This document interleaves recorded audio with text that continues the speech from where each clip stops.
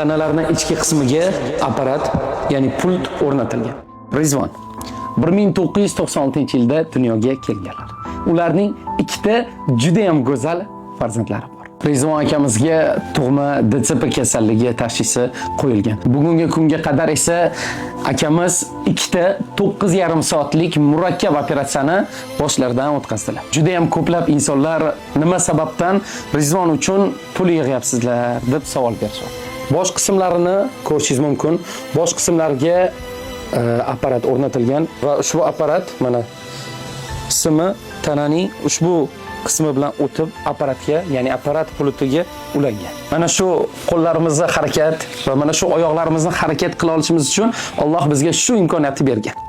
Lekin Rizvon akamizda bu sinov. Inshaalloh Allohning izni bilan bu apparat orqali yana Rizvon akamiz oyoqqa turishlari mumkin. Azizlar, bu apparat har 3 oyda nazoratdan o'tkazib tekshiruvda bo'lib turish kerak. Lekin Rizvon akamiz operatsiya bo'lganlarga 10 oydan oshdi. 10 oy ichida biron marta hali tekshiruvdan o'tmadi. Va hozir apparat mutlaq ishlamayapti. Biz nima sababdan pul yig'yapmiz? Aynan shu apparatni yana ishga tushirish, Rizvon akamizni yana oyoqqa turg'izish va yurg'izib olish uchun inshaalloh. Bizlarda hozir ko'rib turganingizdek 40 millionga yaqin pul mablag'larini yig'dik. Lekin bizlarga kerakli summaning 3 dan 1 yig'ildi xolos.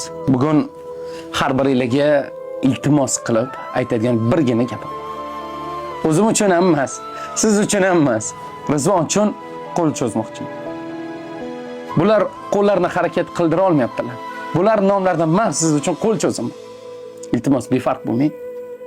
5000 so'mmi, 10,000 so'mmi qo'lingizdan kelganicha yordam qiling. Zakotingiz bor, ehsoningiz bor, aloqaga chiqing.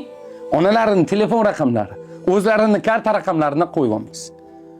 Faqat shoshiling. Bu ham bir g'animat. Shunchaki videoni yaqin do'stingizga yuborsangiz, siz tasha olmasangiz, o'sha inson tashlasa sizga ham yoziladi. Hech bo'lmasa istoriya qo'yib bersangiz, hech bo'lmasa like bossangiz, shu video ko'tarilishi uchun duo qilib qo'ysangiz, like qo'ysangiz bo'ldi. Befarq bo'lmang. Mana shu holatim faqatgina Allohning o'ziga ayon va mana shu holatimda ham Allohga shukr qilaman. Va shu xolis Alloh uchun ehson qilayotgan yaqinlarimga Allohimdan jannat so'raman. İnşallah. Fakat xolis Alloh uchun. Alhamdulillah. Alhamdulillah.